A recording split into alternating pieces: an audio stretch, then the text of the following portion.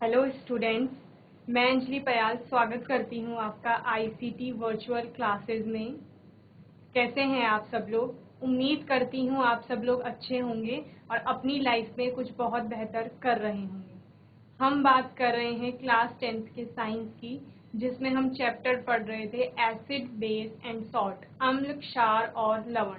हमने अम्ल के बारे में पढ़ा, क्षार के बारे में पढ़ा, उन दोनों में अंतर देखा, साथ ही उनकी कुछ केमिकल प्रॉपर्टीज देखी थी। इसके बाद हमने सॉल्ट के बारे में पढ़ा था और हमने क्या कहा था, सॉल्ट जो होता है वो एसिड और बेस की जब रिएक्शन होती है उसमें जो प्रोडक्ट बनता है उसको क्या कहा जाता है, सॉल्ट कहा जाता है, यानी लवण कहा जाता है। और इस अभिक्रिया को हमने न्यूट्रलाइजेशन यानी उदासीनीकरण अभिक्रिया नाम दिया था। ठीक है, साथ ही हमने क्या कहा था, उदासीनीकरण अभिक्रिया में लवण के साथ साथ एक और प्रोडक्ट बनता है और वो होता है जल। ठीक है, हमने कुछ सॉल्ट्स के एग्जाम्पल भी देखे थे, जिनमें हमने क्या कहा था, एक है कॉमन सॉल्ट। कॉमन सॉल्ट यानी साधारण नमक जिसे कहा जाता है, इसका केमिकल फॉर्मूला होता है NaCl, सोडियम क्लोराइड।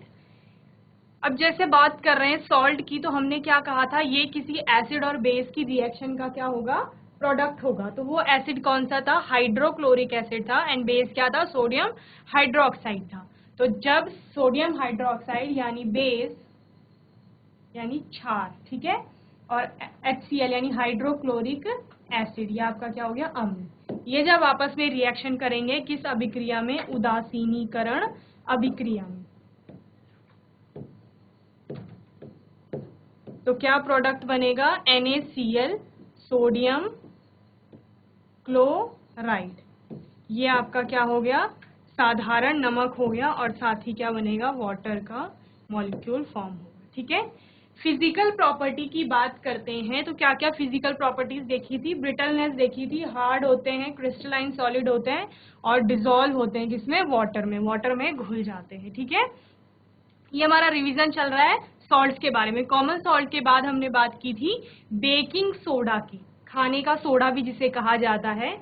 इसे किस लिए यूज किया जाता है, फास्टर कुकिंग में यूज किया जाता है, या फिर जिस चीज को हम बना रहे हैं अगर उसमें सॉफ्टनेस लानी है या फ्लफीनेस लानी है तो उसके लिए हम क्या यूज करते हैं, बेकिंग सोडा यूज करते हैं। बेकिंग सोडा का केमिकल नेम होता है सोडियम हाइड्रोजन कार्बोनेट, और जिसका केमिकल फॉर्मूला है NaHCO3, सोडियम हाइड्रोजन और ये आपका कार्बोनेट CO3।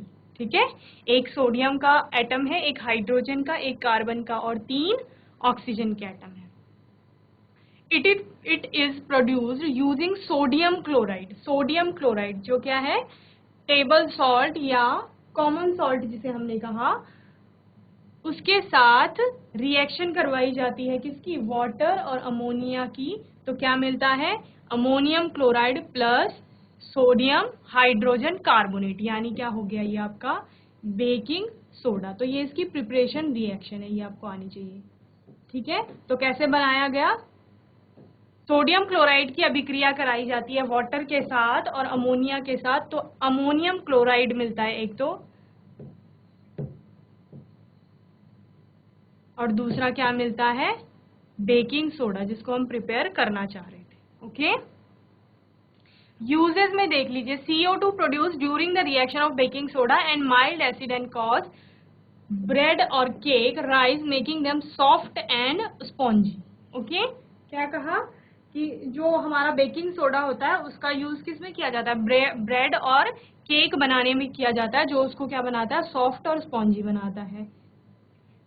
सोडियम क्लोराइड, अगर सोडियम क्लोराइड इससे बनाना हो तो वो भी हम बना सकते हैं। कैसे, sodium hydrogen carbonate, baking soda में अगर एसिड मिलाएंगे तो क्या बनेगा, NaCl बनेगा। An ingredient in antacid, it neutralizes excess acid in stomach and provide relief, ये भी हमने पढ़ लिया था। ठीक है, नेक्स्ट बात करते हैं वॉशिंग सोडा यानी Na2CO3.10H2। तो सोडियम कार्बोनेट के साथ कितने, 10 मॉलिक्यूल किसके हैं, वाटर के हैं। ओके, तो इसको क्या कहा जाएगा? वॉशिंग सोडा कहा जाएगा। Sodium carbonate can be obtained by heating baking soda, यानी हमने क्या लेना है? NaHCO3। ये क्या है? बेकिंग सोडा का केमिकल फॉर्मूला है। बेकिंग सोडा हमने लिया और इसको क्या किया? हीट किया, और हीट करने के बाद हमें क्या मिलता है? Na2CO3 सोडियम कार्बोनेट मिलता है, साथ ही वाटर मिलता है और कार्बन डाइऑक्साइड गैस मिलती है। ये तीनों चीजें मिल गई। अब हमें ये जो सोडियम कार्बोनेट है इसको फर्दर रिक्रिस्टलाइज करेंगे। क्या करेंगे? रिक्रिस्टलाइजेशन करेंगे इसका प्लस 10H2O के साथ, और हमें क्या मिल जाएगा? Na2CO3.10H2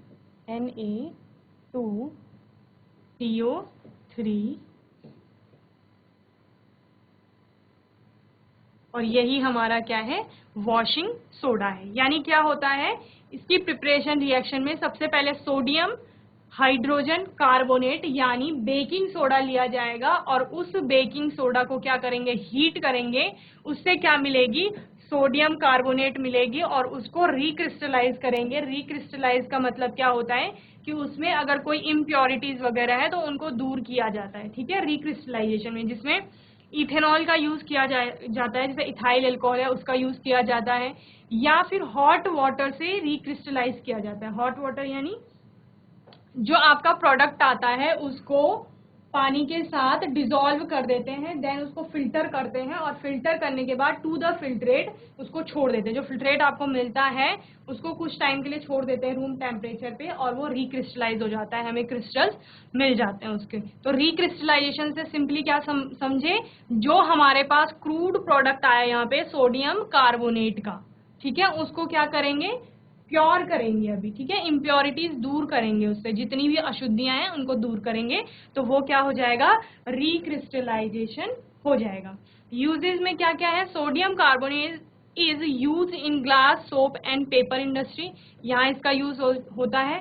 manufacture of sodium compound such as borax. Borax जैसे सोडियम कंपाउंड जितने भी हैं उनको बनाने में इसका यूज होता है। Cleaning agent for domestic purpose. Domestic purpose यानी घरेलू उपयोग में, जैसे सफाई वगैरह में इसका यूज किया जाता है। Used for removing permanent hardness of water.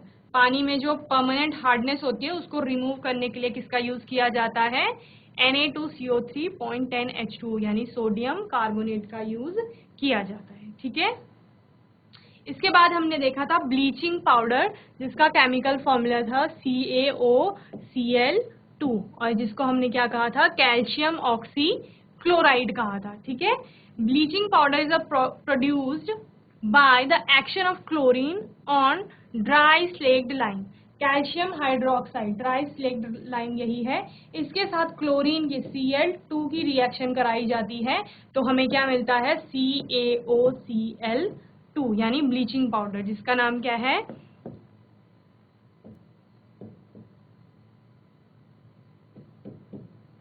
Calcium oxy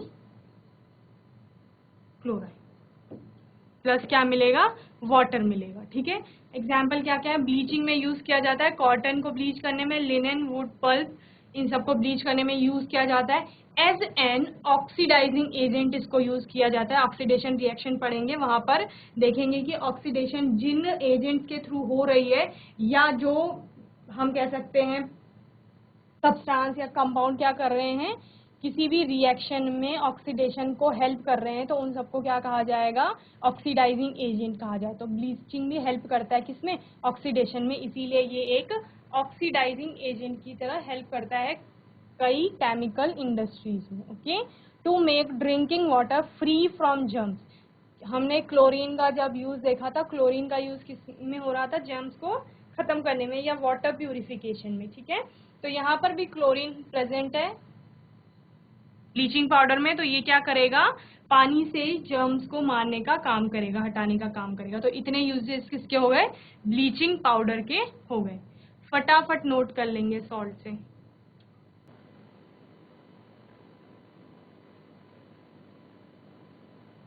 तो यहाँ तक हमारा हो गया था सॉल्ट्स, और सॉल्ट्स के कुछ एग्जाम्पल्स हमने पढ़ लिए थे। अब बात करते हैं इंडिकेटर्स की। इंडिकेटर्स भी हमने कल देखे थे।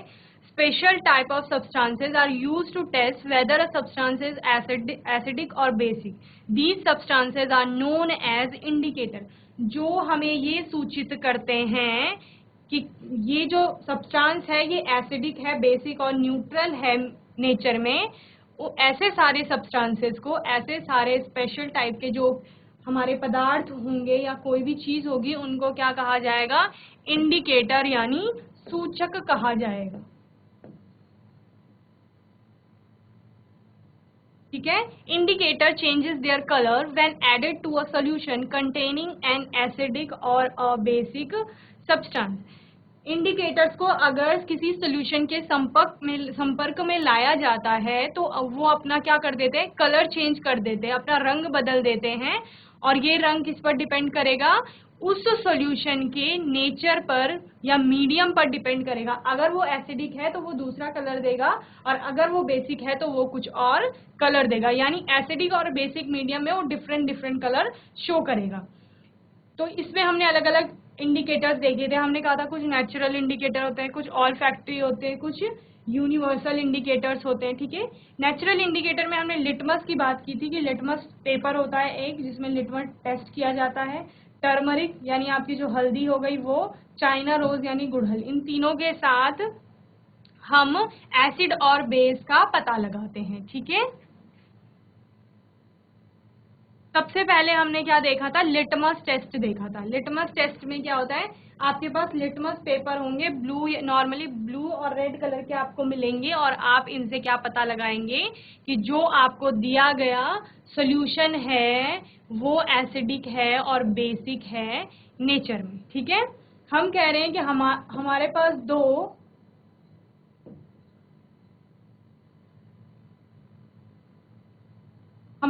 दो लिटमस पेपर हैं, एक रेड है और एक ब्लू है।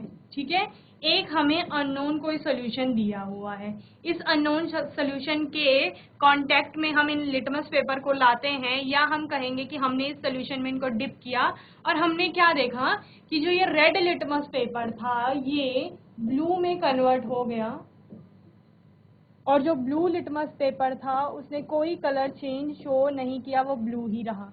तो हमने क्या पढ़ा था जब हम बेस पढ़ रहे थे कि रेड लिटमस पेपर को जब बेस में या क्षार में किसी के संपर्क में लाया जाता है तो वो ब्लू में कन्वर्ट हो जाता है, ब्लू में चेंज हो जाता है। तो हम इससे क्या समझे कि रेड ब्लू में कन्वर्ट हो रहा है, दैट मीन्स ये क्या है? एक बेस है, क्षार है। और क्या हो रहा है? ब्लू कोई कलर चेंज शो नहीं कर रहा है, यानी ये गिवन जो सोल्यूशन है वो कैसा है? बेसिक है नेचर में। ओके। दूसरा हमने क्या देखा कि जब रेड लिटमस को इस दूसरे, सपोज ये ए था, ये बी कोई सोल्यूशन है और ये सी है। ठीक है। बी सोल्यूशन में हमने क्या किया? रेड लिटमस डिप किया और वो रेड ही रहा, और दूसरा हमने ब्लू लिटमस डिप किया, वो रेड में कन्वर्ट हो गया। ठीक है। और ये दोनों चीजें हमने किस में पढ़ी थी? एसिड के केस में पढ़ी थी कि जब एसिडिक आपका कोई सोल्यूशन होगा या कोई विलयन जो क्या होगा? अम्लीय होगा, उसमें क्या होगा? जो रेड लिटमस पेपर है वो तो कलर चेंज नहीं करेगा, अपना रंग नहीं परिवर्तित करेगा या बदलेगा, लेकिन ब्लू लिटमस पेपर क्या होगा? लाल रंग में परिवर्तित हो जाएगा। और इससे क्या समझ में आता है कि ये जो बी हमारा सॉल्यूशन है ये कैसा है? एसिडिक है नेचर में। ठीक है। हमने एक तीसरा सॉल्यूशन लिया जिसमें हमने रेड लिटमस डाला और उसने कोई कलर चेंज नहीं किया और वो रेड ही रहा। दूसरा हमने ब्लू लिटमस डाला और वो भी ब्लू ही रहा। ठीक है। तो ये दोनों चीजें हमने कब पढ़ी थी कि जब सॉल्यूशन न्यूट्रल होगा तो वो कोई भी कलर चेंज नहीं करेगा किसी भी कलर के लिटमस पेपर के साथ, ना ही उसने लाल रंग के लिटमस के साथ कोई कलर दिया और ना ही ब्लू लिटमस के साथ उसने कोई कलर दिया। तो कितनी चीजें समझ में आ गई कि जब सोल्यूशन आपका बेसिक होगा तो वो रेड लिटमस को ब्लू कर देगा और ब्लू लिटमस के साथ कोई कलर चेंज शो नहीं करेगा। वहीं जब एसिडिक मीडियम होगा तो रेड रेड ही रहेगा, लेकिन ब्लू कलर का लिटमस रेड में कन्वर्ट होगा। और जब न्यूट्रल कोई सोल्यूशन होगा उस केस में क्या होगा? रेड और ब्लू दोनों ही अपना रंग परिवर्तित नहीं करेंगे। ठीक है। इसको फटाफट नोट कर लीजिए। इंडिकेटर्स।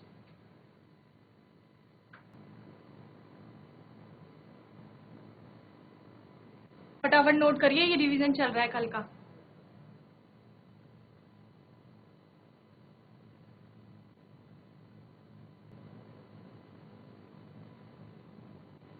और क्या पढ़ा था हमने? टर्मरिक के बारे में पढ़ा था। हल्दी का रंग कैसा होता है? येलो, पीला होता है, ठीक है, पीला रंग होता है।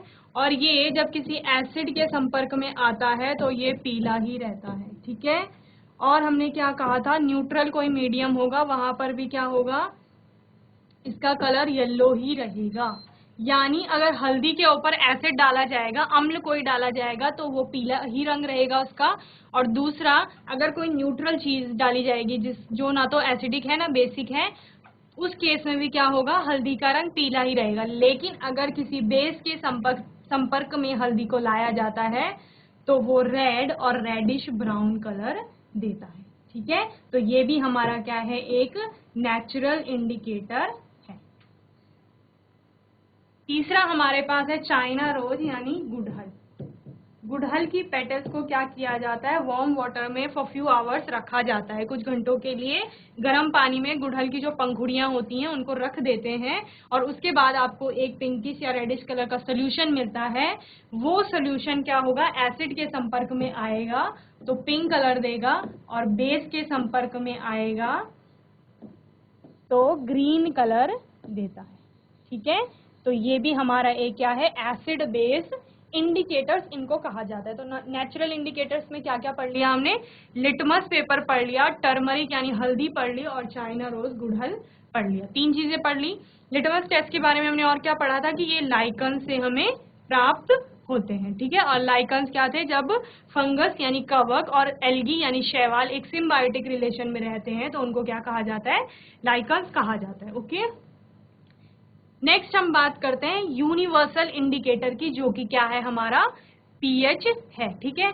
हाउ स्ट्रॉन्ग आर एसिड और बेस सोल्यूशन। अब हम क्या बताएंगे? अभी तक हमने सिर्फ क्या बताया? इंडिकेटर ने हमको सिर्फ इतना इंडिकेट किया कि ये जो सोल्यूशन है दिया गया, या तो ये एसिडिक है या बेसिक है, और क्या है? न्यूट्रल है। हमने सिर्फ पता लगाया, कलर चेंज शो हुआ तो कलर चेंज ने सिर्फ इतना बताया कि ये एसिडिक है या फिर ये बेसिक है या फिर ये कैसा है? न्यूट्रल है। लेकिन अब हम बताएंगे कि वो कितना स्ट्रॉन्ग है।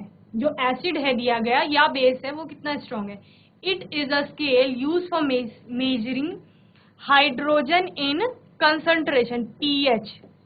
पीएच पता करेंगे अब हम, ठीक है। The pH stand for potent which means power in German, ठीक है। पीएच स्टैंड फॉर पोटेंट, और इसका जर्मन में मीनिंग क्या होता है? पावर। तो इसको हम सिंपली भी क्या क्या कह देते? Power of hydrogen.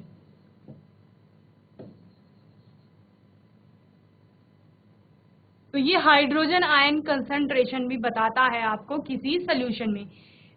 It has a value ranging 0 to 14, यानी हमारे पास 0 से लेकर 14 तक की एक रेंज होती है। इनके बीच में 0, 1, 2, 3, 4 सारे आएंगे, ठीक है। स्केल होगी वो कहाँ से शुरू होगी? 0 से शुरू होगी और खत्म कहाँ पर होगी? 14 पर। 0 से लेकर 14 तक का ये एक स्केल होगा आपके पास। pH is a number which indicates the acidic और basic nature of a solution. pH भी क्या करता है? इंडिकेटर की तरह काम करता है, लेकिन ये आपको स्ट्रेंथ भी बताता है आपको कि कितना स्ट्रॉन्ग है कोई एसिड और बेस, ठीक है।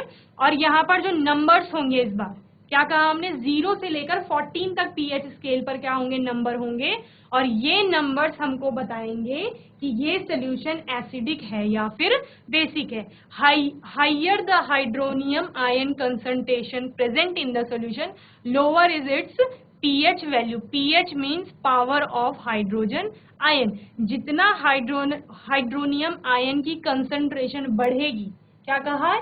Higher the hydronium ion concentration present in the solution. किसी सोल्यूशन में हाइड्रोनियम आयन की कंसंट्रेशन बढ़ेगी, वहां पर उसकी पीएच वैल्यू क्या हो जाएगी?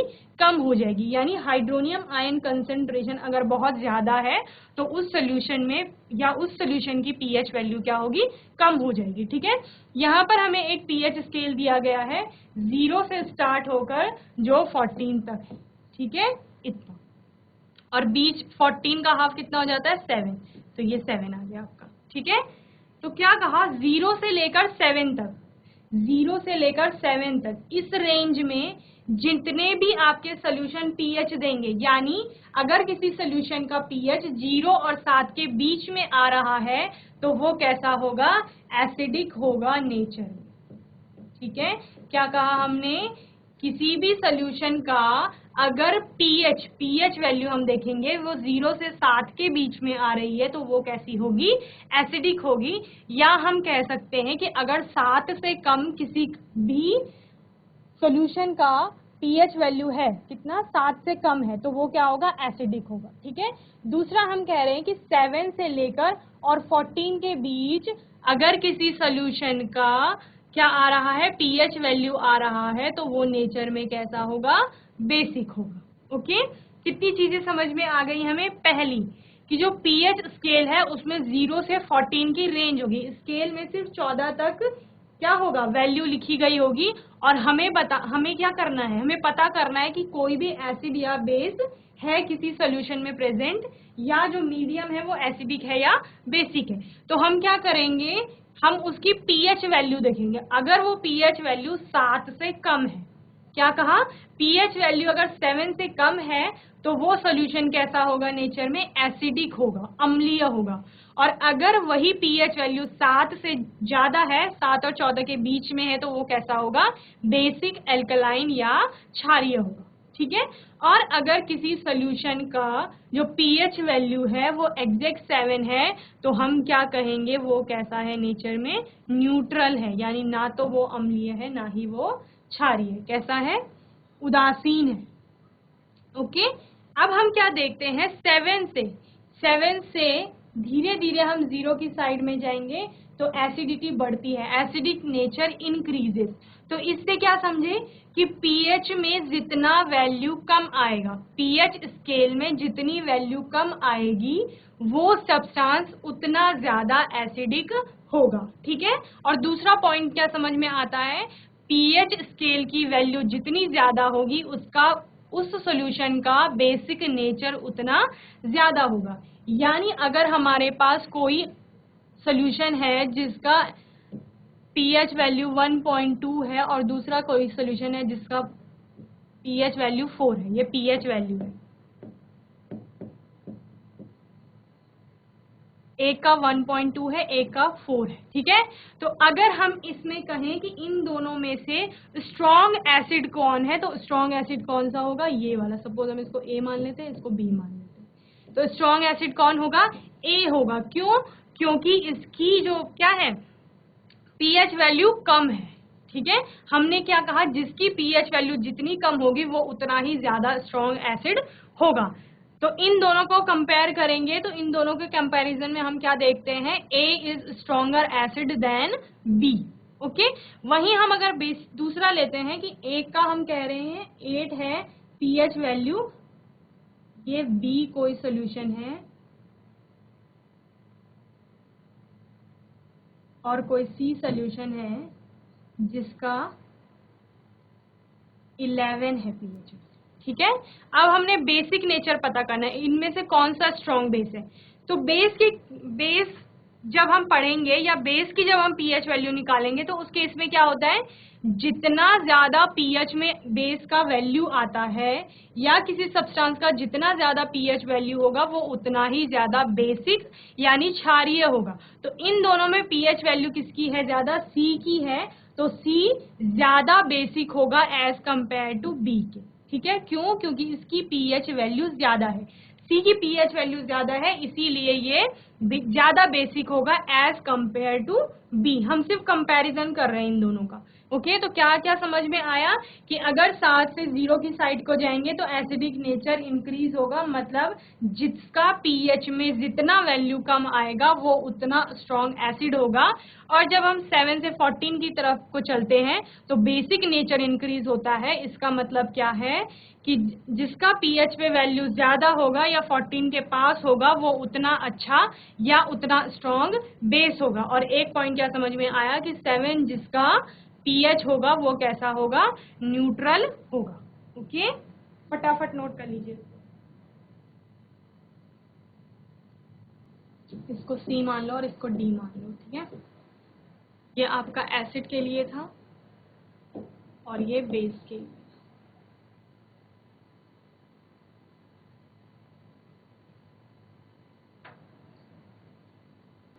इसी pH स्केल से एक चीज समझ में आती है, H प्लस आयन, हमारे जो एसिड होते हैं वो क्या देते हैं, H प्लस आयन देते हैं, और जो बेस होते हैं वो OH निगेटिव देते हैं, ठीक है। और यहाँ से आप देख रहे हैं जैसे जैसे एसिडिटी डिक्रीज होगी वैसे वैसे ही H प्लस की कंसंट्रेशन भी क्या हो जाएगी, डिक्रीज होती जाएगी। चलिए आगे देखते हैं pH, ठीक है। ये हमने देख लिया, if pH is greater than 7 then solution is basic. हमने क्या कहा, 7 से ज्यादा अगर क्या होगा, किसी भी सोल्यूशन का pH होगा तो वो कैसा होगा, बेसिक होगा नीचे में। And if pH of solution is less than 7 then solution is acidic. अगर 7 से कम किसी भी सोल्यूशन का pH होगा तो वो कैसा होगा, एसिडिक होगा नेचर में। And if pH is equal to 7 then this solution will be neutral. तो क्या हो जाएगा, आपका जो सोल्यूशन है वो कैसा हो जाएगा, न्यूट्रल हो जाएगा। और नीचे आपको कुछ एग्जाम्पल दिए गए हैं pH स्केल में, जो किसके एग्जाम क्या है, एसिड pH वैल्यू बता रहे हैं, एसिड बेस न्यूट्रल कोई मीडियम है उसका, ठीक है। प्योर वाटर का होता है 7 pH वैल्यू, ठीक है। ब्लड का होता है 7.4, यानी जो ब्लड होता है हमारा ह्यूमन ब्लड वो स्लाइटली एल्कलाइन होता है, थोड़ा थोड़ा क्षारीय होता है, ठीक है। मिल्क ऑफ मैग्नीशिया का 10 होता है, मतलब ये कैसा होगा, बेसिक होगा, ठीक है।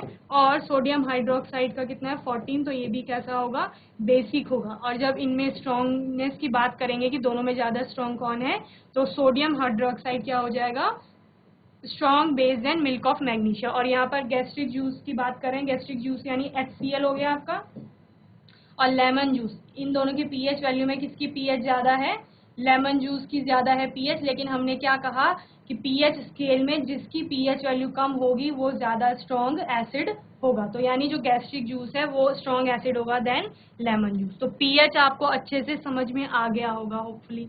तो आज हमने कितनी चीजें पढ़ी, सॉल्ट का रिवीजन किया, प्रिपरेशन ऑफ सॉल्ट देखे, उनके यूजेस देखे, इंडिकेटर्स के बारे में बात की, और pH स्केल से समझा। हमने कुछ कंपाउंड्स देखे जिनकी pH वैल्यू को कंपेयर किया और बताया वो स्ट्रॉन्ग एसिड हैं या स्ट्रॉन्ग बेस हैं, और क्या है, न्यूट्रल यानी उदासीन सॉल्यूशन है। होपफुली आज का सेशन जो है वो आपको अच्छे से समझ में आया होगा। अगर आपके कोई डाउट्स रहते हैं वो आप नेक्स्ट सेशन में पूछिएगा। ICT वर्चुअल क्लास से जुड़ने के लिए धन्यवाद।